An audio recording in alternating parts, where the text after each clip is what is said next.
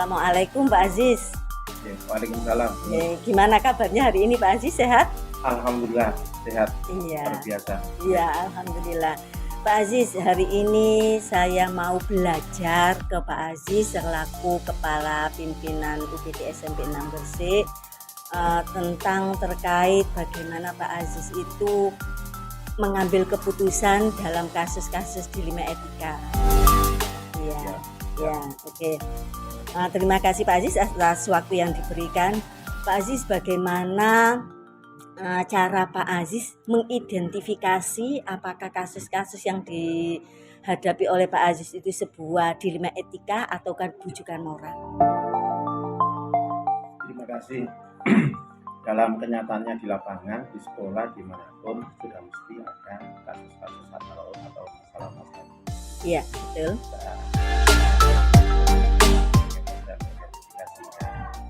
Sebenarnya sangat mudah. Betul. Tidak usah dipikirkan tahu. Iya. Ada langkah-langkah yang saya lakukan. Yang pertama, Betul. saya mempelajari apakah kasus-kasus atau masalah-masalah itu masalah-masalah itu betul atau tidak. Gitu. Yang kedua, kita menentukan sebenarnya masalah itu bagaimana asalnya. Setelah tahu identifikasinya, setelah tahu masalahnya itu yang sebenarnya, maka saya melihat apakah kasus ini kasus problematika etika, ya kan, atau kasus ini kasus yang lain. Gitu, oke. Saya pelajari dulu. Iya. Nah, ketika saya mempelajari itu tidak saya sendiri. Saya mempelajari dan saya mencoba melalui orang-orang Iya. sambil melihat Gitu. beberapa pendapat teman-teman dan di lingkungan realitas, maka di sana saya bisa menemukan masalahnya Gitu. masalah yang mendasar, bukan A, bukan B, bukan C, tapi melalui identifikasi tadi bisa ditentukan akar masalahnya. Gitu. Berarti cara Pak Aziz mengidentifikasi masalah itu apakah masuk dalam dilema etika atau bujukan moral, itu berarti caranya mempelajari dulu. Gitu. Oke. Jadi sebelum membuat keputusan, Ya. maka kita pelajari dulu kasus ini bagaimana. Iya. Masuk ke ranah mana gitu ya Pak ya. Oke. Kemudian yang kedua Pak, langkah-langkah yang ditempuh Pak Aziz dalam mengambil keputusan itu apa saja Pak Aziz?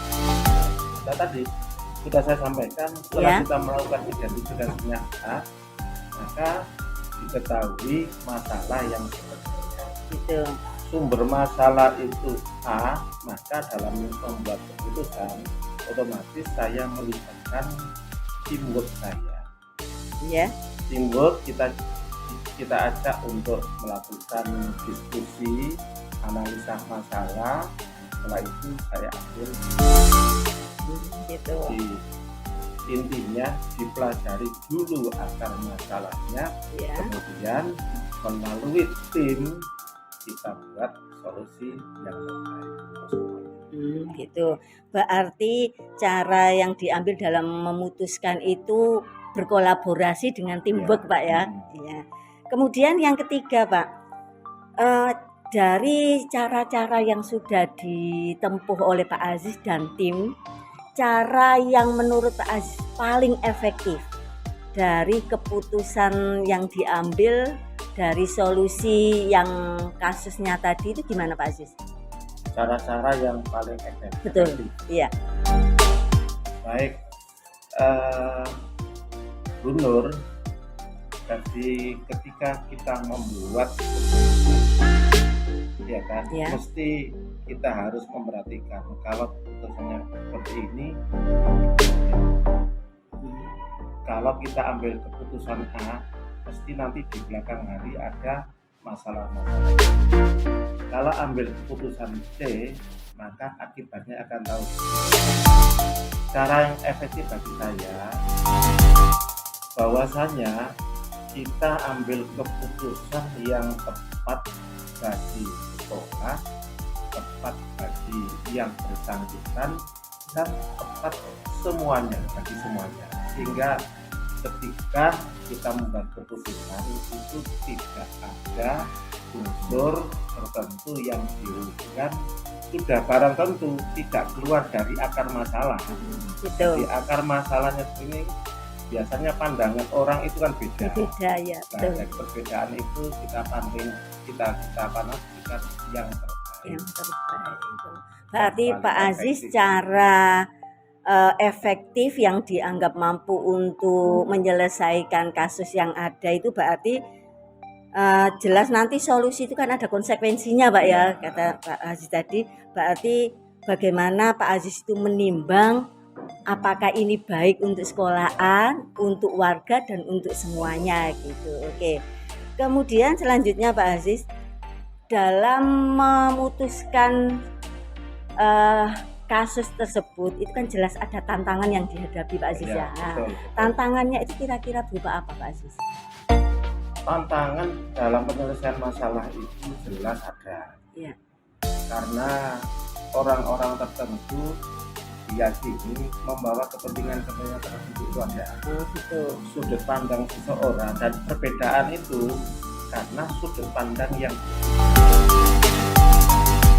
tugas saya selaku pimpinan ketika membuat keputusan bagaimana mempelajari masalah itu dengan sebaik-baiknya, kemudian kita ambil yang keputusan yang tanpa dengan melihat, dengan mempertimbangkan sudut pandang semua.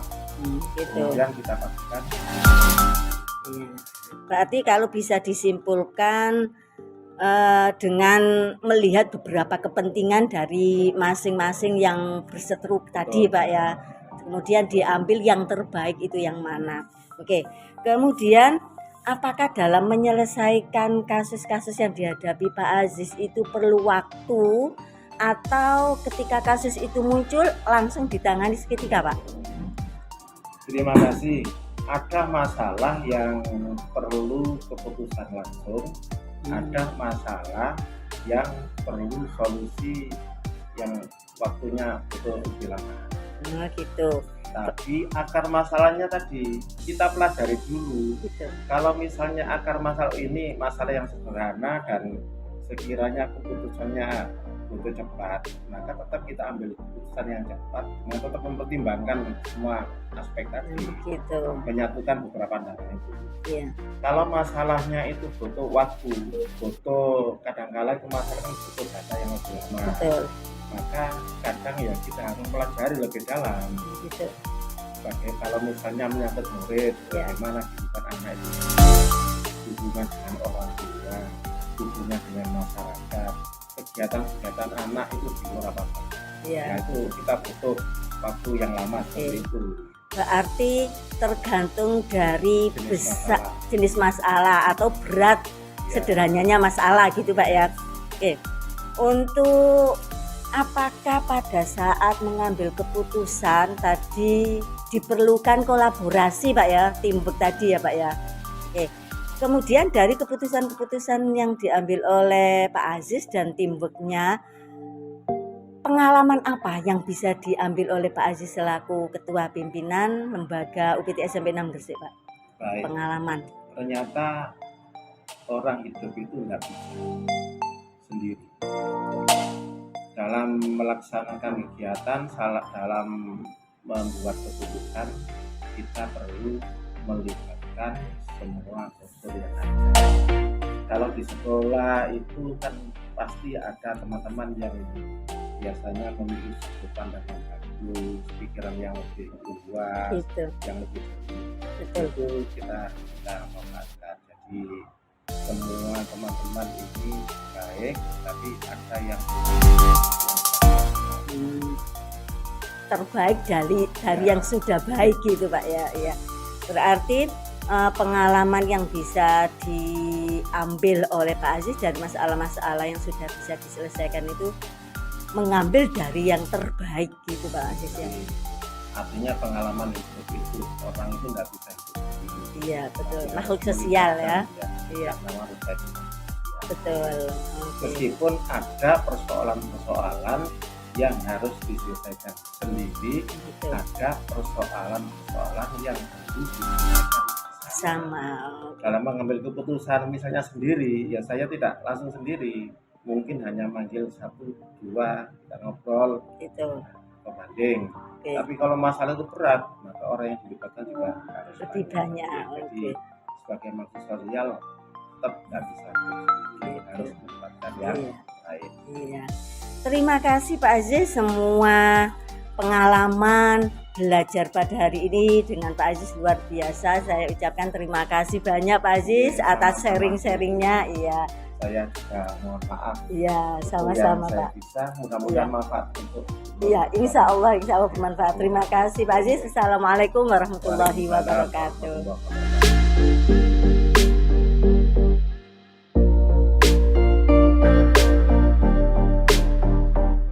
Assalamualaikum Pak Imam. Waalaikumsalam. Gimana kabarnya Pak Imam hari ini? Alhamdulillah. Iya. Baik.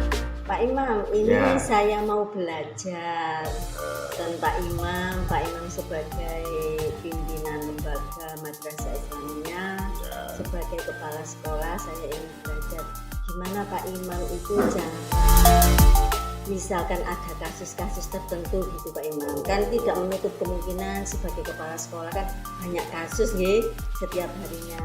Bagaimana Pak Imam mengidentifikasi bahwa kasus itu termasuk diterima etika atau tidak gitu Pak Imam? Oke. Yang jelas untuk masalah ini, setiap kehidupan manusia kan termasuk kita makhluk sosial. Iya, betul. Otomatis setiap hari pasti ada suatu permasalahan. Iya, Nah, permasalahan tersebut bisa kita lihat dari beberapa faktor. betul. Mungkin dari sikap, Oke, betul. mungkin dari tingkah laku, mungkin dari kebiasaan-kebiasaan yang semula enjoy kepada kita, Iya, ternyata kok suatu saat kurang enjoy kepada kita. betul. Ini apa? Berarti ia mempunyai tindakan etika, etika, dilema etika. Iya, Tuh, sehingga hal-hal yang semacam ini kita butuhkan suatu pendekatan. Jangan sampai etika seperti ini, dilema seperti ini berkelanjutan atau berkepanjangan. Kalau berkepanjangan, otomatis suatu lembaga itu akan berjalan secara timpal. Ibarat itu sebuah perahu mempunyai nahkoda dua, satu beban ke kanan, satu beban ke kiri. Akhirnya perahu itu nggak sampai ke tujuan yang Iya, kita betul. tuju. Iya.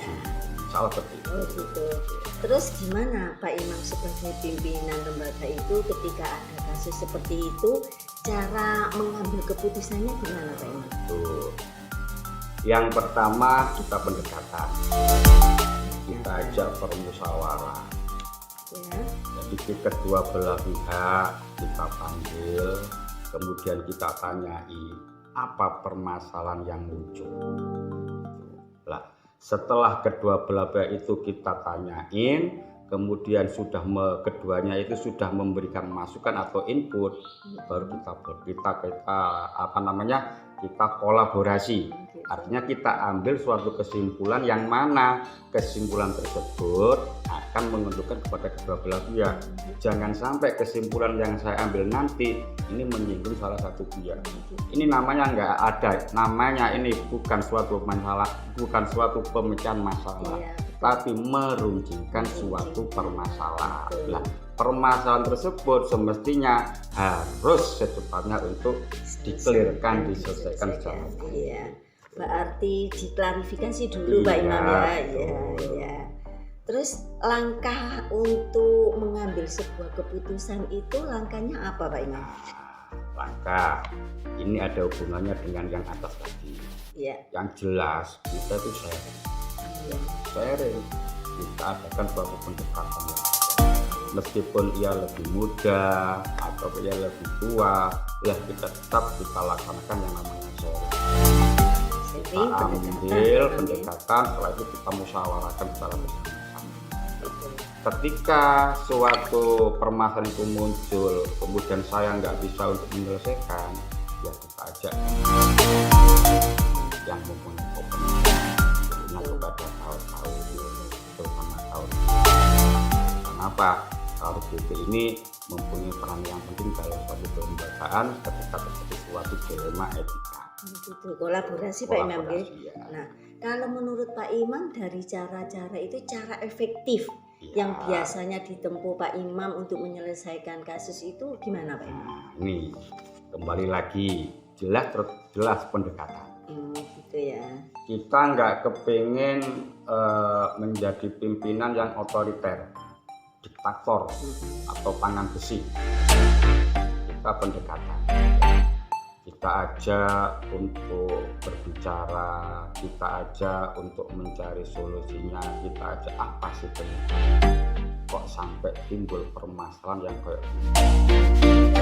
Permasalahan yang kayak gitu itu kan semestinya harus kita singkirkan semuanya. Kenapa? Kalau kita dalam suatu lembaga, otomatis hidup dan kita di suatu lembaga itu menjadi tanggung jawab warga sekolah. Warga sekolah termasuk kepala, guru, siswa, komite, dan juga masyarakat yang ada di sekitar kita. Kalau terjadi ketimpalan sedikit saja, perjalanan madrasah ini juga akan semakin berbincang-bincang dalam istilahnya itu dalam pembelajarannya dalam 1 tahun ke depan. Dan nanti kalau ada ketimpalan, otomatis KBM, prestasi anak akademik atau non akademik akan terganggu. Iya. Kemudian kira-kira dalam penyelesaian itu tantangan menurut Pak Imam kan mesti ada Pak ya, dalam sebuah pasti. Penyelesaian masalah. Nah, tantangan yang dianggap sangat krusial sebagai pimpinan itu apa Pak Imam? Ya, ini kadangkala ini ada yang mempunyai pikiran ini. Saya ini udah senior, otomatis pengalaman saya lebih banyak. Gitu. Padahal hal yang pedoman seperti itu nggak benar. Orang yang lebih muda ini kadang-kadang mempunyai pemikiran yang lebih baik. Itu tantangannya. Tapi tantangan tersebut tetap harus kita telusuri atau kita jujur, tapi dengan cara pendekatan secara 4 mata. Kita ajak ngomong lah yang enak gitu. Jadi jangan sampai yang namanya seperti itu rumongso saya ini senior diri. Mosok senior kalah karo bawan-bawan itu tantangannya. Gitu ya. Kenapa? Hal singkat itu mungkin nggak di lembaga ini saja, mungkin di lembaga lainnya muncul yang kayak gitu. Iya, betul. Tapi meskipun kita sebagai orang muda, karena kita mengemban suatu amanat, tetap kita jalankan untuk suatu pendekatan. Pendekatan seperti mediasi Pak Imam. Iya. Dari yang senior ke junior gitu nggih. Iya, betul. Terus untuk menyelesaikan itu biasanya Pak Imam langsung pada saat itu ketika ada kasus itu muncul atau ada tenggang waktu Pak Imam diendapkan dulu atau gimana? Ini kita lihat momennya. Gitu. Kalau momennya itu benar-benar itu membutuhkan penanganan yang hari itu juga selesai, maka kita akan laksanakan hari itu. Tapi kalau momennya itu kok runcingnya minta ampun, kita nggak bisa. Kita pasti harus mencari rekam jejak. Munculnya apa sih kok sampai hal sing kayak gini muncul?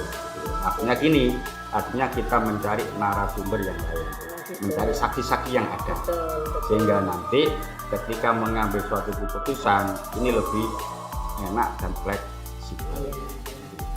Tidak bertentangan dengan yang lain Pak Imam ya. Iya. Kemudian untuk penyelesaian kasus tersebut Pak Imam, apakah Pak Imam membutuhkan orang lain untuk membantu atau Pak Imam sendiri bisa menyelesaikan atau gimana Pak Imam? Ya ketika permasalahan itu sekiranya maaf ya, enteng Oh kasarannya, gitu ya. cukup saya sendiri udah bisa menyelesaikan. Oh gitu. Tapi kalau permasalahan itu lebih runcing, terus kedua belah pihak saling ngotot, Iya. mengatakan saya paling benar, saya paling senior, saya yang paling gini, maka perlu ada pihak ketiga. Gitu. Lah pihak ketiga adalah BP atau Oh, BK. gitu, ya. Pihak ketiga ya. Ya. Ketiga. Pak Imam, Ya. untuk penyelesaian masalah-masalah tadi sudah diungkapkan Pak Imam ya. Dari kasus-kasus yang pernah ditangani Pak Imam, Ya. pengalaman apa yang bisa diambil oleh Pak Imam dari kasus tersebut Pak Imam? Jadi ini merupakan intisari dari yang awal sampai betul. yang ketujuh. Iya, dan pembicaraan kita tadi. Nah, dari pembicaraan itu dapat kami simpulkan bahwasanya suatu lembaga ini pasti mempunyai karakteristik atau jiwa dari seseorang yang berbeda-beda. Betul, ya. Nah, setelah mengetahui jiwa yang berbeda tersebut, dapat kita simpulkan bahwasanya saya secara pribadi mempunyai keinginan ketika ngomong atau berbicara kepada orang itu saya sudah mengetahui wataknya. Ketika suatu contoh, orang ini wataknya keras. Betul. Kalau saya berkat orang ini keras, kalau saya menghadapi secara keras, maka permasalahan itu dapat kita selesaikan. Ya, kalau keras kita lawan yang fleksibel. Ada lagi contoh, orang ini ngambulan. Nah, kita cari kelemahannya. Kok ngambulan ya? Berarti saya ngomong harus tidak boleh menyinggung perasaan orang tersebut. Betul. Sehingga apa? Sehingga si ngambulan sifatnya itu hilang. Itu yang pertama. Kemudian yang kedua, setiap saya mengambil keputusan, saya tetap melakukan yang namanya musyawarah.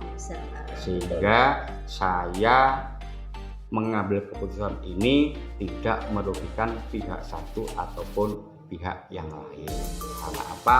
Terus terang ya, saya ini hanya sebagai amanat menjadi kepala, otomatis harus yang namanya mengayomi seluruh komponen yang ada, baik itu yang muda, yang senior, yang tua, ataupun yang masih perlu bimbingan. Jadi intinya itu ya, kita dapat mengetahui watak dan karakter dari setiap teman-teman yang ada di lembaga ini. Itu Karakter Pak Imam ya. Dari karakter itu kita bisa mengetahui oh ini karakternya begini, oh ini karakternya begitu, sehingga bisa menyelesaikan masalah yang ada. Baik Pak Imam, saya rasa cukup. Terima kasih banyak. Ini pengalaman bagi saya yang sangat luar biasa untuk kedepannya. Iya, terima kasih Pak Imam. Sekali lagi, wassalamualaikum warahmatullahi wabarakatuh. Waalaikumsalam.